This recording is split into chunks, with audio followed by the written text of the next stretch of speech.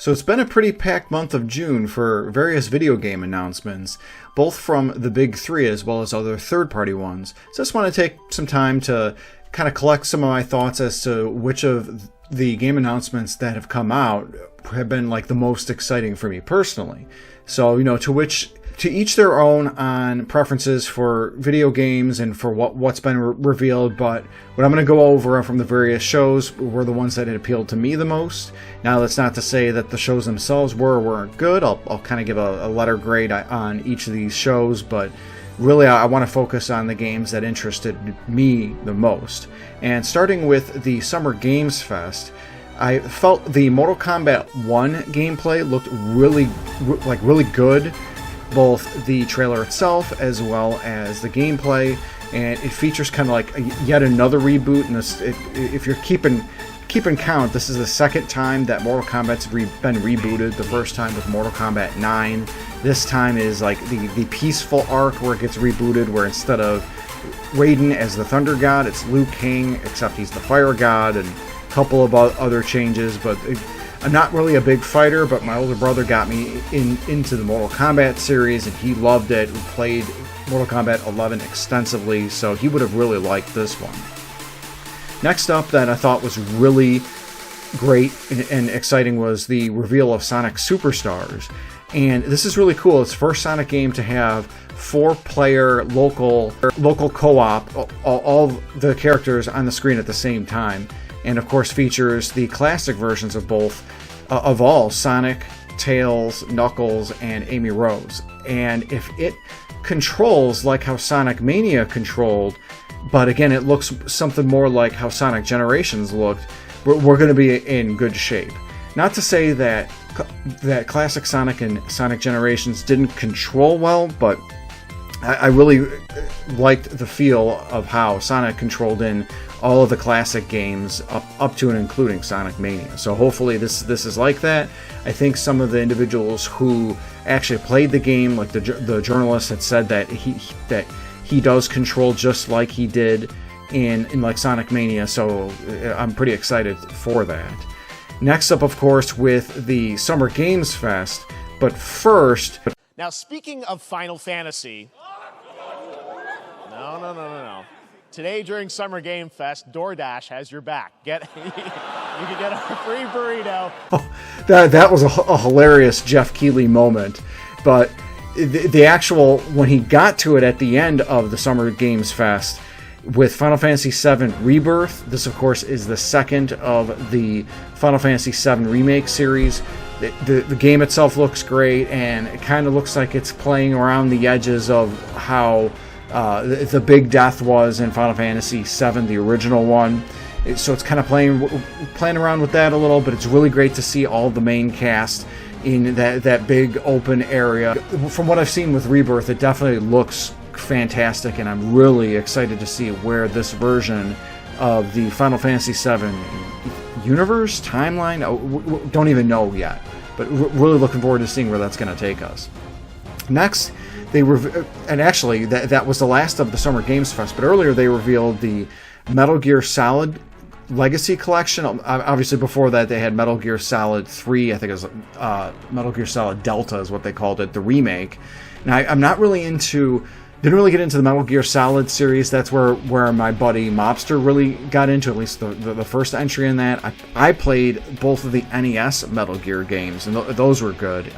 I'm a little crazy. I actually liked Metal Gear 2 Snake's Revenge. But anyway, what's cool with that Metal Gear Solid collection, they revealed, I think a little bit from journalists and whatnot, but officially and in the Nintendo Direct, how not only is the Metal Gear Solid Legacy Collection going to have 1 through 3 of Metal Gear Solid, but it's also going to have the Metal Gear games both on the PC as well as the NES. So it's like a total of 7 games and a couple like CD movies and I think some digital comic books. So it's really going to be an extensive collection. And it's coming to the Switch, although I think you have to download all of the movies. So at least on the cart, it sounds like all 7 of the games are going to be on it. So that, that hopefully that's going to be the case. But I'm excited for that because it would give me an opportunity to really give that series another go. So overall, for Summer Games Fest, I felt it was a good showing for it. I would give it probably an A- or a B+. For an overall games show, probably a B. But Jeff Keighley really hasn't gotten... He's kind of like a hype train kind of guy, where, I know Kojima, I know this, I know that, I've got all this background, hype, but I felt like this was a Summer Games Fest that actually delivered on that. There was a lot of other good stuff. Maybe it didn't appeal as much to me, but overall, it was a good showing. Next up, I think, was the Sony showcase. That one, honestly, if I gave Summer Games Fest a B or a B+, Sony showcase, it's lucky to get a C from me, and that, of course, is because honestly, I felt like there was just too much CG trailers, not enough gameplay, and nothing really besides Spider-Man 2 that caught my eye. And again, I know that like Helldivers 2 and other games maybe kind of appeal to other individuals, but I never really got into the first Helldivers, and overall, I'm just kind of meh on that, and there was a lot of glaring omissions, like where I think like Santa Monica Studios and Insomniac Games, and I even think like Naughty Dog. Either way, there was a lot of miss on that, and I've heard from journalists as well as from my buddy Simbu, who had said that it was Sony that was holding back, but unfortunately this is not the time to hold back. June is the month of reveals, and this is really when they should have been drawing from both hips and had all guns blazing to be able to really excite their base, and it just wasn't there, at least for me. Next up, of course, we've got Instagram, and I say this because there was an Instagram leak 2 days before the Xbox showcase where Persona 3 Reloaded, this is the remake of Persona 3, was announced. And I really got into Persona 5, and it looks like they're kind of redesigning 3 to have that sort of a Persona 5 aesthetic, which really does the game justice. I'm really excited to experience Persona 3 for the first time. I did download and buy Persona 3, Persona 3 Mini or something, Persona 3 PSP or something, and then Persona 4 Golden for the Switch, as well as the Steam Deck, because I'm an idiot, and of course I'm going to double dip. But I did buy those, but I never really haven't played them yet, and now of course I'm going to hold off playing Persona 3 Mini on the Switch and Steam, because I definitely want to play Persona 3 Reloaded when that remake comes out. Now, of course, this remake, for whatever reason, it has totally omitted all of the PSP's additions up to and including the female protagonist. So I don't know how I feel about that. Maybe they're trying to do what Square Enix did with the Pixel remasters, where they want like an OG version of Persona 3, but we'll have to see. So going into the Xbox showcase, so again, I'm going to preface that I have a PS5, I have a Nintendo Switch, I got a Steam Deck, and have a gaming PC, but I don't have an Xbox system at all. I haven't had one since the 360. Nevertheless, I have to say the Xbox showcase is probably was the best show out of all of the shows, both of the big three, as well as the additional other shows that like Capcom and Ubisoft had provided. And that's because Xbox, they delivered on what they promised. They had gameplay trailers that had CG, as well as gameplay itself. They didn't make the mistake that they did last year, saying, oh, everything that you see is going to be coming out within the next 12 months. It's like that old lie. The biggest lie that you ever hear as an adult, and that's, let's do dinner. Yeah, let's go out for dinner. We'll do dinner. That was Microsoft not doing the lie that something's going to come out in the next 12 months. So I was really glad to see that. Beyond that, there wasn't really a specific title that caught my eye. The big exception, of course, being Starfield. The whole about an hour of, okay, this is Starfield, this is what you can do, this is what it is, everything like that. We're seeing Skyrim before Skyrim released in 2011. That's what this Starfield is, because I heard a really good comparison that Nate the Hade and MVG had said, and maybe they were repeating some from someone else. They called it, instead of open world, it's open universe, because you're not just on one world. I think that Bethesda had said that it's 1,000 or thousands of planets, and it's not like randomly generated stuff either, like how No Man's Sky is. These are fabricated levels or planets that you can design your own ship with. You can be on the side of good or the side of not good with being like a pirate or with the Federation, whatever they're calling it.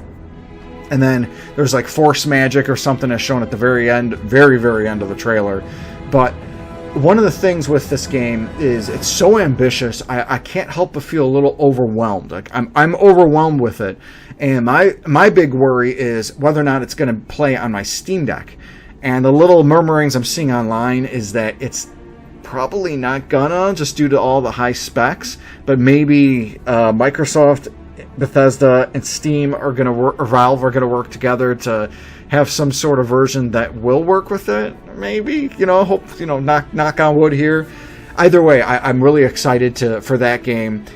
I'd have to really decide if I would press myself to get a $200 Xbox Series S from Woot, because I've seen Wario64 advertised whenever Woot has been selling $200 Xbox Series S's just for Starfield. Otherwise, I don't have any other reason to get an Xbox system. And this is something that Simbu was making really good points on in our podcast this past week that we released. And it's a thing where there's not anything that the Xbox can do that my PS5 can't already do now, with the exception of Starfield. So either way, I really feel that the Xbox showcase, again, this is probably a B+, A-, probably the best show for all the shows, and was really happy to see that. This was a win that Microsoft really needed. They really needed it, especially with the ABK deal, Activision Blizzard deal really kind of falling through, or really in the process of falling through, and all of the Redfall Fallout and other sort of stuff like that. It's been a bad year for Microsoft, but if Starfield knocks it out of the park, we're looking at Microsoft, back in the game. And speaking of games, it gets into my last showing that I want to go over, and that was the Nintendo Direct. And I have to say, the biggest excitement that was not only for this show, but out of all of the shows thus far, not even this month, but really this year. And we had a February Nintendo Direct that showed Metroid Prime. The showing in Nintendo Direct for June that is the most excited for me the entire year, might even be the last 12 months year, is Super Mario RPG's Remake. And it was really heavily rumored that there was going to be some sort of very classic Super Nintendo game that was going to be getting a remake. And so there was fan speculation whether or not it was Chrono Trigger or whether or not it was Super Mario RPG. And I would have loved Chrono Trigger. I really would have. But it's like a dream scenario with Super Mario RPG, because while Chrono Trigger was created by a literal dream team at the time, because it combined the Enix Dragon Quest team with the Square's Final Fantasy team to create that, this was a marriage of Squaresoft and Nintendo. And it makes me wonder, what about all the other stuff, like the hidden boss in Super Mario RPG that had the Final Fantasy IV music? Is it going to have that? Because I noticed during the trailer there were some additional elements, like I could have sworn something said like chain, and there was a percentage reel that appeared on the bottom left part of the screen. I wonder what that's about. And I noticed I saw the team itself riding on the Koopa clown car. That wasn't in the original. So regardless, Mario kind of has this cute little short stubby look, and I think that's fine. I loved how all of the characters look, and looks like there's actual cinematics, especially when they introduced Mallow and a little bit of Geno, because they don't want to show too much Geno, because for all the Mario RPG fans, that's going to be a little bit too much hype for us. But overall, The hype on that is real. It is super large. I'm really excited to be able to see Super Mario RPG not only revealed, but coming out this year. I believe it was November 17th. Really excited to be able to see and play that. What was interesting, immediately after that, they kind of like hit a couple additional stuff where, regarding Nintendo franchises, they hinted at a new Princess Peach game, which looked really cool. We haven't had Peach have her own game since Super Princess Peach on the DS. And this one kind of has like that play type look, really reminiscent of what Super Mario Bros. 3 looked like, or even Paper Mario Thousand Year Door looked like. And at the very end of it showed what looked like Peach with a sun getting ready to transform into like a blue dress. And my wife reminded me that, okay, that kind of was like Peach getting the ice flower from the Super Mario Brothers movie. But I was more reminded of how it looked like maybe she was transforming into Rosalina, because she had the ponytail and the little guy, it was like a sun guy on top of her. With the transformation complete, was that going to turn into a Luma? Either way, it was really an intriguing game. They also announced Luigi's Mansion Dark Moon, the second of the Luigi's Mansion game, getting a sort of remaster for the Switch. But the entire Direct itself, there was no mention of a new Nintendo hardware system. Nothing about a Super Nintendo Switch or Nintendo Pro or anything like that. And that's because with releases like of all the games that I've just mentioned, it's already so hype. Hype levels are so high, it shows that there's a lot of life still left in this over 6-year-old system with the power of a PlayStation 3. That, you know, the Nintendo software is still chugging along, and with a lot of third-party support too. And to that end, a lot of the third-party stuff was kind of meh to me, with the caveats, because what was not predictable was stuff like the cozy things and the farm sims and whatnot. The predictable stuff was the reveal of the Persona 5 Tactics game. Already knew that was out. The second trailer for the Sonic game, the Metal Gear Solid trailer, again, we already knew all that stuff was revealed.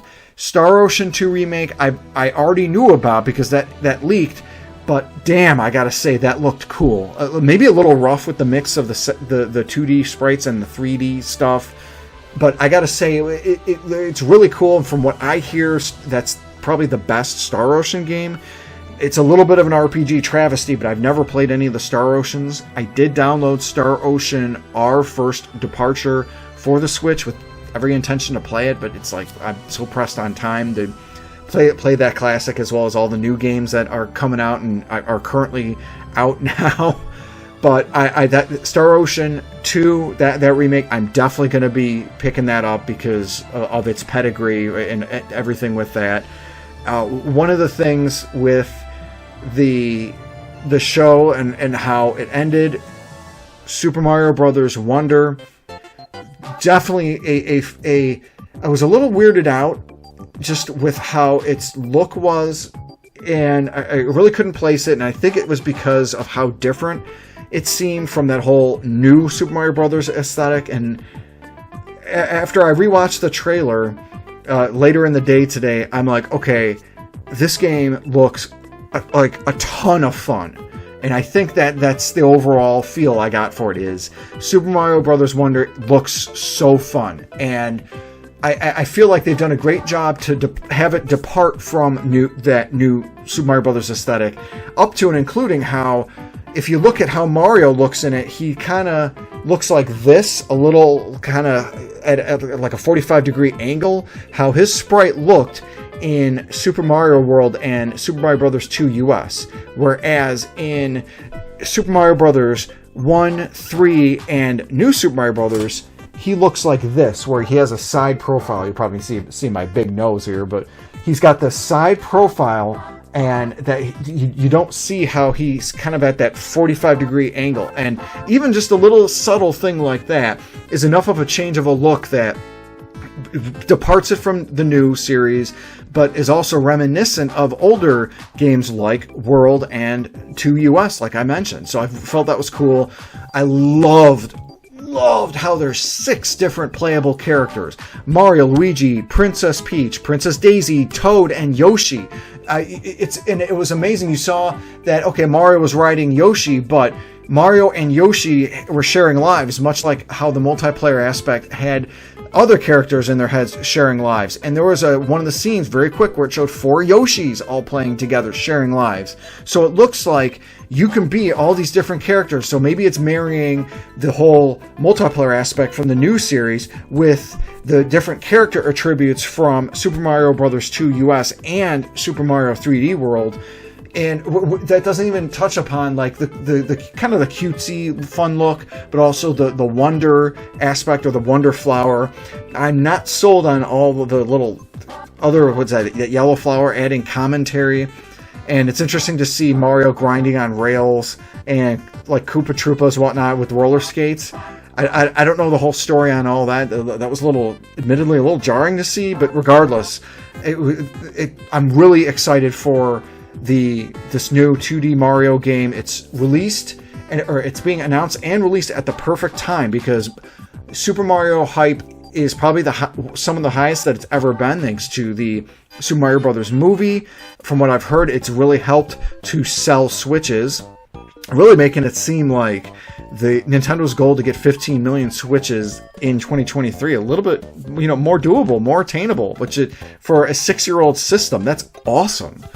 But overall, really Nintendo's trying to fire on a whole wide range, like a real shotgun blast, to trying to attract a wide swath of video game players. So you're going to get old dogs like me excited for Mario RPG. You're going to get maybe casual gamers excited for some of those cozy games. You're going to have Pokemon fans super excited with all that Pokemon Bojazz. And overall, I would probably give the now played Nintendo Direct a B+, or maybe even an A-. It maybe just right below the Xbox showcase.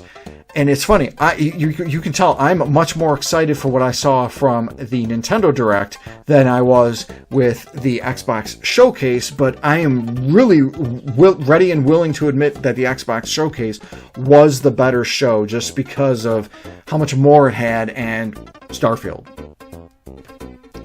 I can't deny that Starfield's presence. So overall, definitely excited for everything that was shown. I have already, or will be getting / pre-ordering Persona 3 Reloaded, Sonic Superstars, the Final Fantasy VII Rebirth, Metal Gear Solid Legacy Collection, Starfield. One way or another, I'm getting Starfield. I have no idea how I'm going to get it and play it, but I'm going to be doing Starfield.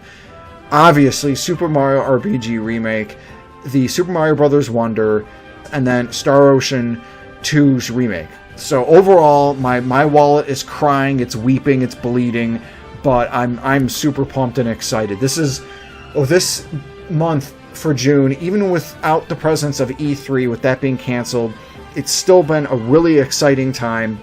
But I'm really curious, what are you most excited for? What have you seen from all of the reveals in June that have got you pumped, that have got you excited? What have I missed? What did I not say that you are excited about? Please let me know. I love responding to everybody's comments and having a good discussion. I really appreciate all of everybody here on my channel being subscribed and everything like that. To that end, we'll have some big stuff coming.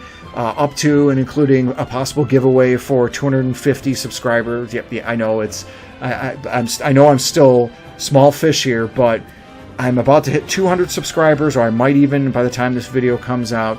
I realize that's about the size of an auditorium, and I'm grateful for each and every one of you. Thank you again for watching and supporting my channel. If you haven't, please do so. Please like, subscribe, and ring that bell for notifications. Thank you again for watching, and have a great day.